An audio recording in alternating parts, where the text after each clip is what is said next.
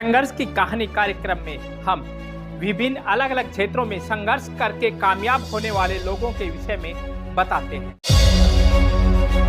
संघर्ष की कहानी कड़ी में आज हम बात करते हैं रेवाड़ी जिला परिषद के वार्ड नंबर 2 से पार्षद और आने वाले विधानसभा चुनाव में कोसली से भाजपा की टिकट पर महिला प्रत्याशी के रूप में सबसे प्रबल दावेदार शारदा यादव की। शारदा यादव एक अध्यापिका के रूप में अपना कार्य शुरू करने के बाद राजनीति में जिला पार्षद के रूप में प्रवेश किया। शारदा यादव का जन्म 15 मई 1977 को रेवाड़ी जिले के हलूहेड़ा गांव में हुआ था। प्राथमिक शिक्षा गांव से करने के बाद हाई स्कूल की पढ़ाई बेरली के राजकीय स्कूल से की और उसके बाद उच्च शिक्षा में प्रभाकर करने के बाद बीए, एमए और बीएड की पढ़ाई की। लगातार शिक्षा से जुड़े रहते हुए 12 साल तक एक अध्यापिका के रूप में निजी स्कूलों में सेवाएं दी।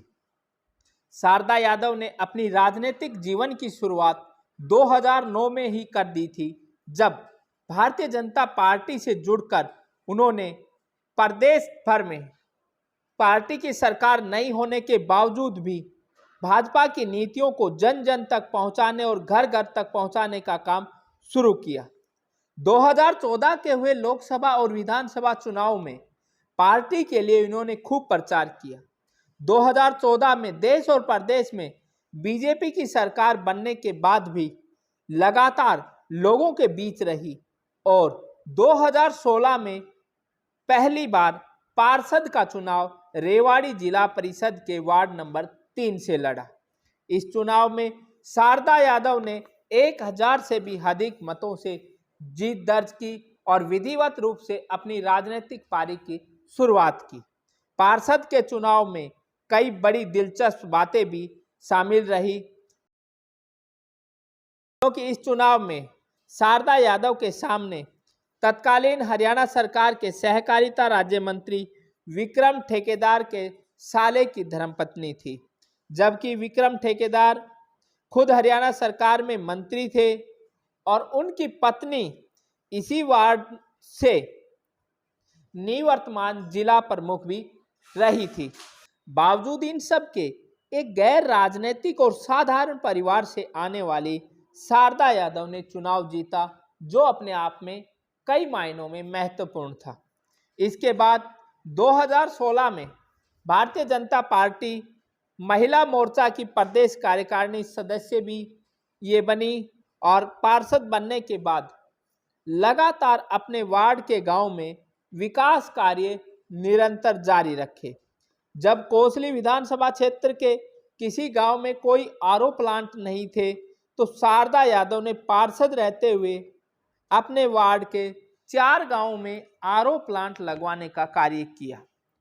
वार्ड के कई ऐसे गांव थे जहां आज तक लिंक रोड नहीं बने थे, वहां पार्षद से भी ऊपर उठ करके और इन्होंने अपनी बात को मजबूती से रखते हुए कई लिंक रोड बनवाए।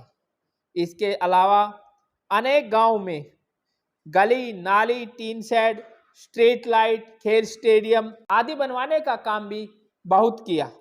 इसी पार्षद के कार्यकाल के दौरान 2016 में जब भाजपा ने महिला मोर्चा की प्रदेश कार्यकारिणी सदस्य बनाया, तो इसके बाद संगठन और पार्टी में उच्च स्तर के नेताओं से इनकी जान पहचान और अपनी कार्य करने के जुनून के चलते इन्होंने गांव रतनथल में प्राथमिक स्वास्थ्य केंद्र की मंजूरी दिलवाई।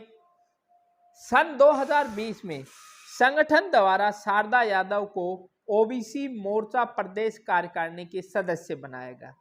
लगातार राजनीति में सक्रिय रहते हुए अब इन्हें महेंद्रगढ़ जिले के ओबीसी मोर्चा का प्रभारी का दायित्व भी दिया गया। जिला पार्षद के रूप में पहला कार्यकाल सफलतापूर्वक करने के बाद 2022 में एक बार फिर से चुनाव हुए और इस बार हुए चुनाव में भी शारदा यादव ने पार्षद का चुनाव लड़ा और इस बार इन्होंने जो पार्षद का चुनाव लड़ा वो वार्ड नंबर 2 से लड़ा और इस चुनाव में भी शारदा यादव ने जीत दर्ज की। इस चुनाव की भी कुछ दिलचस्प बातें हुई। 2022 में जिला पार्षद का जो चुनाव हुआ उसमें इनके साथ रेवाड़ी जिला परिषद में 12 निवर्तमान पार्षदों ने भी चुनाव लड़ा, जिसमें जिला प्रमुख, उप प्रमुख और दूसरे पार्षद साथी थे, जिसमें एक शारदा यादव को छोड़कर सभी चुनाव हार गए थे। और रेवाड़ी जिले में लगातार दूसरी बार दूसरे वार्ड से पार्षद बनने का रिकॉर्ड भी इन्होंने कायम किया। दूसरी जो दिलचस्प बात इस बार रही वो भी थी कि इस बार फिर मुकाबला कोसली के पूर्व विधायक और पूर्व मंत्री विक्रम ठेकेदार के परिवार से हुआ। इस बार के जिला पार्षद चुनाव में शारदा यादव का मुकाबला सीधा पूर्व मंत्री की धर्मपत्नी से हुआ, जो कि पूर्व में खुद जिला प्रमुख भी रह चुकी थी।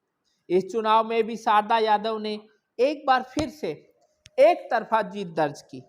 एक तरफ जहां लगातार दूसरी बार पार्षद बनी, तो वहीं पार्टी में भी अब इनका कद लगातार बढ़ता जा रहा। 2023 में शारदा यादव को ओबीसी मोर्चा में प्रदेश उपाध्यक्ष का दायित्व दिया गया और साथ ही महेंद्रगढ़ जिले की ओबीसी मोर्चा प्रभारी भी लगातार बनी हुई है। इन सब के साथ साथ शारदा यादव संगठन में भी लगातार सक्रिय रही। पार्टी द्वारा चलाए जा रहे अनेक विशेष अभियानों में बड़ी भूमिका निभाती रही। अभी हाल ही में हुए लोकसभा चुनाव में भी शारदा यादव ने पार्टी द्वारा सौंपी गई जिम्मेदारियों को बखूबी निभाते हुए रोहतक, गुरुग्राम, भिवानी, महेंद्रगढ़, अलवर सहित अहिरवाल की कई लोकसभा क्षेत्रों के अंदर पार्टी के लिए प्रचार प्रसार करने का काम किया। अब आने वाले 2024 के विधानसभा चुनाव में यदि भाजपा की तरफ से मौका दिया जाता है तो कोसली विधानसभा क्षेत्र से शारदा यादव भाजपा की एक जमीन से जुड़ी हुई मजबूत महिला उम्मीदवार के रूप में तैयार हैं। अब देखना होगा कि पार्टी किसे मौका देती है। आज के कार्यक्रम में इतना ही। अगले कार्यक्रम में हम संघर्ष की कहानी में किसी अन्य शख्सियत के बारे में आपसे चर्चा करेंगे। तब तक के लिए नमस्कार।